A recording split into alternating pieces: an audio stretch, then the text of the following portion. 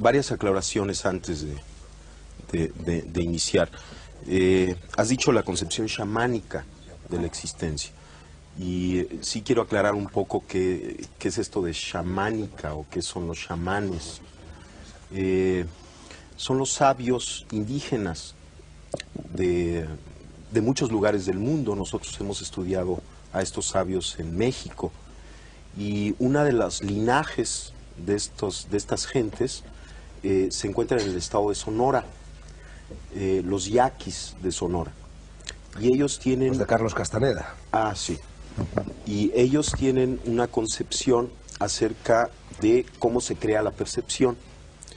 Se interesan fundamentalmente en explicar o en tratar de explicar cómo aparecen las imágenes, cómo aparecen los sonidos, cómo aparecen los diferentes niveles de la realidad. Entonces, en este sentido, la teoría sintérgica tiene relación con esta concepción chamánica, pero no surge de ella, está relacionada, porque esta teoría también es un intento teórico para tratar de explicar cómo se crea la percepción. Pero la nomenclatura que utiliza es diferente a la que utilizan los chamanes, aunque las conclusiones son muy similares. La teoría sintérgica afirma que existe una organización básica del espacio. Esta organización básica sería como una matriz, un enrejado, una celosía, cuyo estado fundamental es de total coherencia y simetría. En esto está de acuerdo también la física contemporánea. Cualquier modificación en esta matriz fundamental del espacio, un instrumento físico la detecta como una partícula elemental. Entonces el instrumento detecta que hay algo que aparece contra un fondo estable de total coherencia, y los físicos y las gentes que conocen lo que significa la medida del instrumento hablan de la aparición de una partícula elemental. La idea es que las distorsiones de la latiz, sobre todo las distorsiones complejas, son lo que podemos denominar objetos.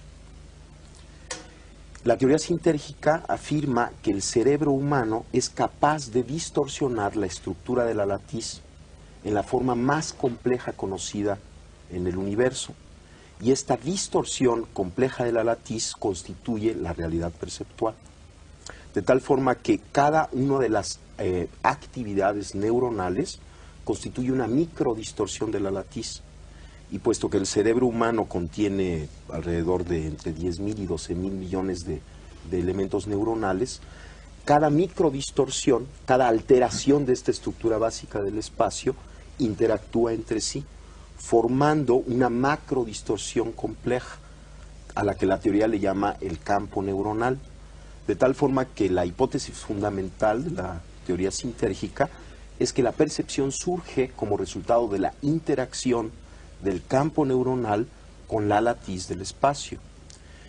Existen diferentes niveles de interacción entre el campo neuronal y la latiz, y cada uno de estos niveles constituye o se asocia o se percibe como un nivel diferente de conciencia. Por ejemplo, existe la conciencia auditiva, la conciencia visual, son diferentes tipos de conciencias, y la teoría afirma que cada una de ellas está relacionada con los parámetros de esta interacción entre el campo neuronal y la latiz. Bueno, primero, no entiendo por qué alguien se toma el atributo de juzgar el entendimiento de los otros. O sea, es muy extraño. En segundo lugar, en toda creación de una teoría, para el creador de la teoría, la experiencia de la creación es un evento extraordinariamente interesante. Cuando la teoría se crea y se da como resultado final, el oyente de la teoría puede considerarla como producto de una intelectualización ajena a la experiencia. Pero toda creación de una teoría, cuando esta teoría es profunda, proviene de la experiencia. Por ejemplo, yo mencioné estos sabios indígenas que están interesados en explicar la percepción. ellos tienen una teoría de la percepción, pero esta teoría de la percepción surge de su experiencia. Ellos perciben el mundo en cierta forma que es distinta a la percepción que tiene otro tipo de gente por haber nacido en otra cultura, simplemente por esto. Y entonces a partir de esta percepción crean una concepción. Lo interesante de la concepción y de todo intento específico por tratar de entender la percepción es que de alguna manera el intento de entender la percepción nos pone en el fundamento de cualquier realidad. En nuestra época, uno de los grandes peligros y uno de los grandes dolores que estamos viviendo es la pérdida del significado y la dispersión. O sea, nos encontramos muchas veces con gentes que realmente no tienen mucha idea ni de quién son, ni tienen algo que les ayude a entenderse y a llegar a su centro, a una unificación, a sí mismos. Entonces, el intento, por ejemplo, de explicar la percepción es un intento de lograr esta unificación, porque estaremos en la base de la creación de cualquier realidad, y entendiendo cómo se crea la realidad, nos ayuda a unificarnos. Entonces, no es un intelectualismo, sobre todo en el proceso de creación, porque la teoría fina, la teoría profunda, siempre surge de la experiencia. Yo quisiera dar dos consejos, pero antes algo muy interesante. Salvador y yo fuimos testigos de un evento extraordinario.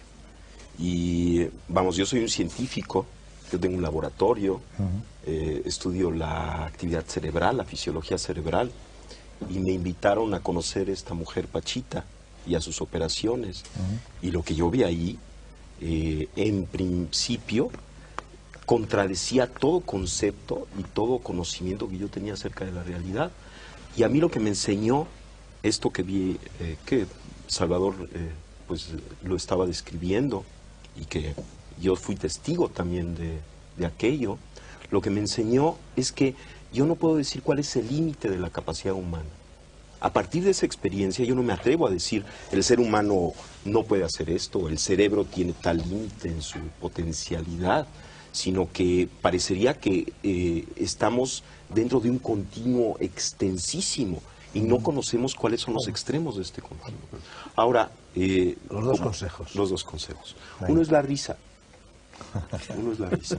La risa es excelente, es una medida terapéutica extraordinaria. Inclusive hay una técnica de meditación taoísta en donde la persona, y es muy sencillo hacerlo, la persona se sienta y sonríe. Inténtenlo. Sonríe con los ojos y la boca. O sea, realmente suba las comisuras de los labios. Y se coloca en esta situación. Inmediatamente hay una serie de mensajes que recibe nuestro cuerpo, que recibe nuestro cerebro. En primer lugar, todo está bien. Hay secreciones hormonales dadas por el cambio de fisonomía que producen un mejoramiento extraordinario de todos los sistemas fisiológicos. Ese es uno de los consejos, reírse. Mientras más nos riamos, mientras más nos demos buenas señales a nosotros mismos, vamos a estar más sanos.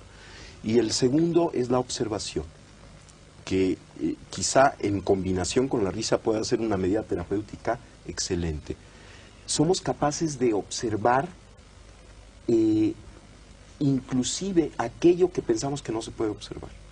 Por ejemplo, en principio pensamos que no podemos observar nuestra actividad cerebral, y sin embargo hay una técnica budista, el Vipassana, que enseña a una persona que la practica a observar su propia actividad cerebral. Y esta es una experiencia, sobre todo para un neurofisiólogo, extraordinaria, ¿no? El darse cuenta de que tiene un mecanismo de observación que le permite, por ejemplo, ver su propio cerebro. No solamente su propio cerebro, su actividad glandular, que le permite sentir su cuerpo parte por parte hasta lograr tener una imagen corporal unificada.